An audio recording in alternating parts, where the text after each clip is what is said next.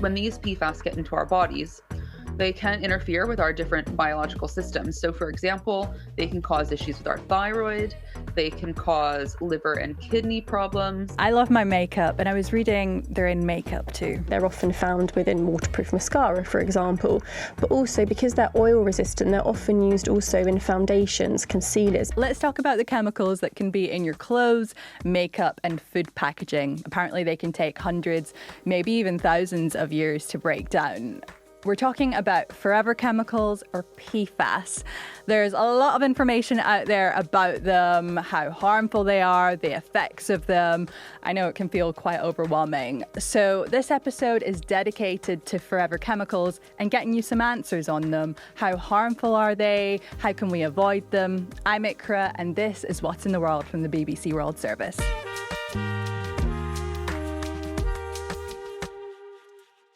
Esme Stallard is a climate and science reporter for the BBC. Hey, Esme, she's on the line right now. Hi there, how you doing? Not bad. Esme, I wanted to start off talking about the word forever chemicals. When we say forever chemicals, what does that actually mean? So we're actually talking about a group of substances. The technical term is PFAS, that stands for per and polyfluoroalkyl substances, a bit of a mouthful. But effectively, there's about 15,000 chemicals within this group, and that's growing because they're man-made, they're synthetic substances. But the reason they're called forever chemicals is because they have very strong bonds between their fluorine and carbon atoms, which means they're very, very difficult to break down in the environment. So that's why that term, forever chemicals, is often used interchangeably with PFAS.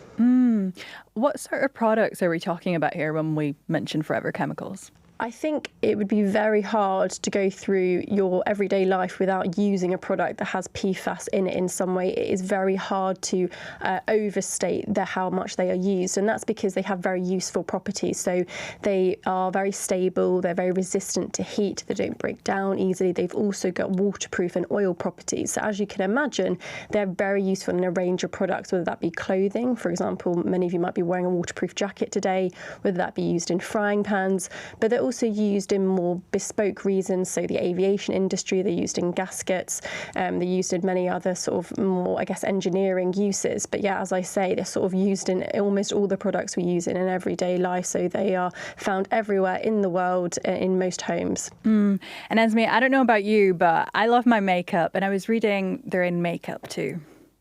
Yeah, this is one of the first things I looked into. It seems a bit strange to imagine this chemical within makeup, but some of those properties that make them so useful for some of those other products I talk about also makes them very useful for cosmetics. So, for example, their waterproof properties mean they're often found within waterproof mascara, for example, but also because they're oil resistant, they're often used also in foundations, concealers, because they make a barrier with our skin. So any oils we produce throughout the day don't interact with that makeup, and they also give a very clean finish. If anyone wears makeup, they probably see those sort of slogans or descriptions of makeup, flawless finish, and it creates this sort of smooth appearance on your skin. So for a long time they've been used by the industry, although many major makeup brands are trying to now move away from the use of these substances. And forever is in the word, and forever sounds so scary. What are we talking about here when we say forever? Just how long lasting? I mean, we're sort of talking at least a few hundred years, maybe 1,000 years, but PFAS substances were only sort of started to develop in the early 1900s. And so we're going to see even those ones that were created over 100 years ago stick around for many more hundreds of years. And so how do they get into our bodies? I try to think of it in three different ways. So the first is very high concentrations entering our bodies. And we tend to see that happen where PFAS has been manufactured and has been released, whether accidentally or deliberately, into the local water system, and you can get that as part of a byproduct of producing the chemical. The US has cases of this, and there's been a lot of civil litigation around that. There's also a very big contamination site within Italy, and there was actually a criminal case brought last year over an Italian chemicals company for that. So that's sort of, I guess, the highest concentrations where they're entering your water system nearby to the manufacturer. And then there's sort of a second group where you're using products quite prolifically that have these PFAS chemicals in it. And when I talk about that, I'm thinking of things like firefighting foam, for example, where they're sprayed a lot or used or tested. So, for example, military grounds, airport sites, firefighting testing centres, they can enter the groundwater there as they're sort of sprayed everywhere and then they're sort of washed away. And then there's a sort of third lower level background contamination. So if you can imagine, if you're wearing makeup, for example, that contains these substances, get to the end of the day, hopefully wash it off, and then that goes down, obviously the sink, and enters our water system. But the levels vary significantly, I would say. I think it's important to point that out depending on where you live. And Esme, I'm interested in the health impacts of these forever chemicals. So I wanted to bring in Stephanie. I've got Stephanie online right now. Stephanie Metzger is from the Royal Society of Chemistry, which is a charity in the UK that publishes scientific information. So Stephanie, first off, when these chemicals are in our bodies, what sort of issues can they cause?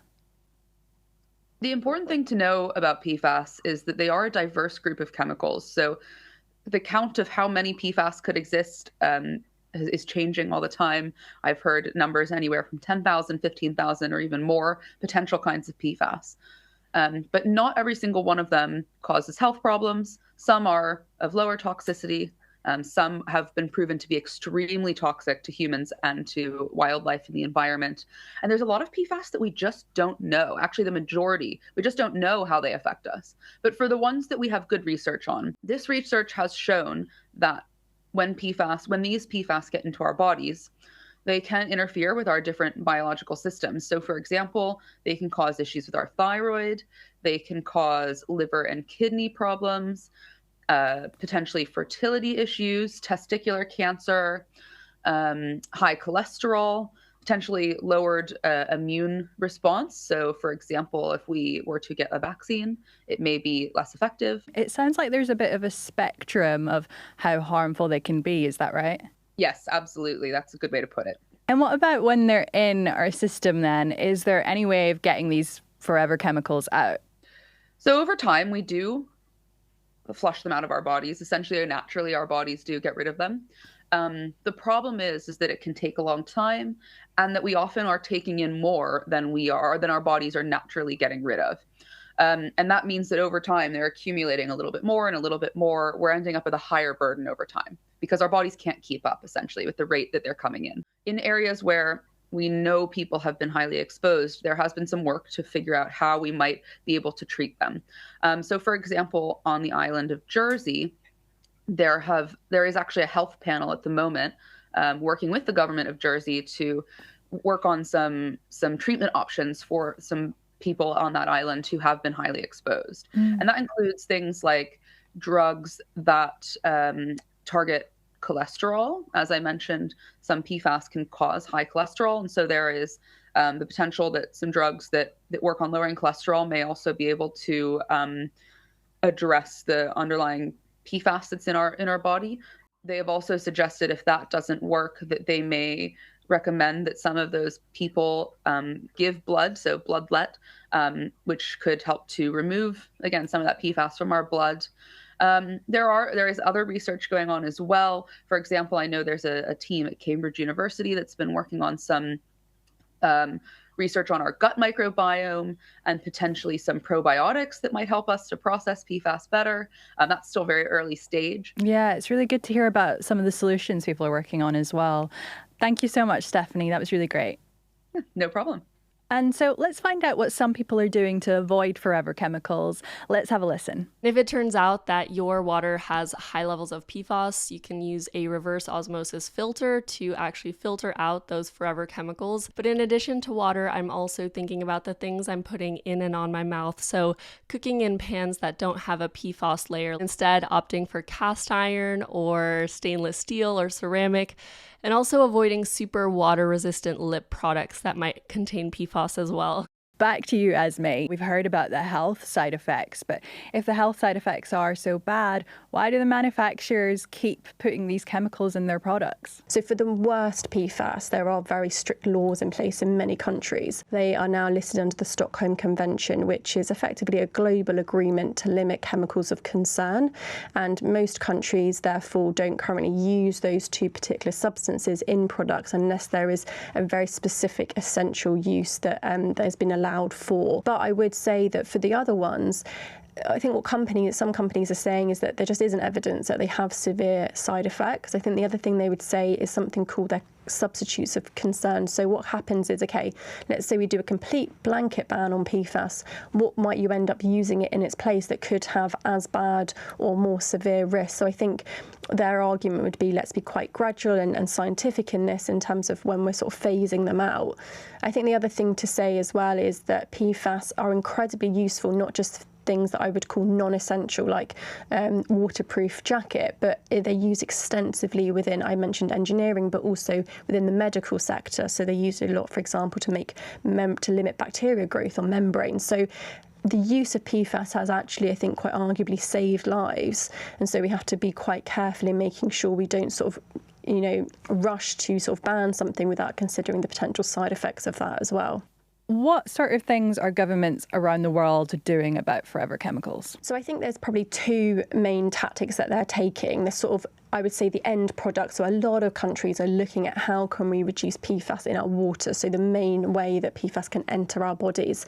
America actually might seem quite surprising because often they're more relaxed in terms of their environmental legislation. They like to kind of let companies lead a bit more than, say, the EU.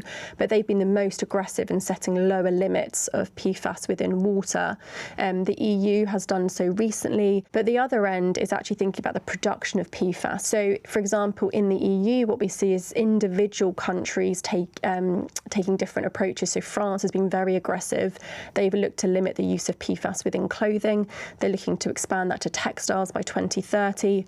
But I think there isn't a consistent approach, I would say. And I think part of that comes from the fact that the science is still very much developing with this, and therefore policymakers in some countries are waiting to see what that says before they take an approach. And sticking with legislation, here's Gitte Marie Johansen, who is a Danish sustainability advocate. Right now, a lot of the bans that are being implemented related to forever chemicals are targeting specific chemicals. And what tends to happen is that we substitute one chemical when it's banned with another. So we need to look at the whole class and category of forever chemicals and not just focus and zoom in on single ones. And we need mandatory transparency because consumers deserve to know what kind of products that they're buying and how they were made. We can't really get anywhere if we do not get corporations and governments on board with this as well. So we need to push for more ambitious climate legislation and policies because that is the main tool that we have. So ordinary individuals do not end with both the cleanup bill as well as all the health consequences. Back to you, Esme. Is there any way of avoiding them altogether? Answer in short is no. I think they're now so prolific and within our environment and within our sort of economic system, it is virtually impossible. I wouldn't necessarily say that we should panic if something has PFAS in it because there are quite a lot of differences between the within the group. I feel like I'm much more informed on forever chemicals now. I know a lot more about it. Esme, thank you so much for coming on. Thanks for having me. And that's it for today. I'm Ikra. This is What in the World from the BBC World Service. Remember to comment, like and subscribe. We see all the comments, by the way. And we'll see you next time. Bye.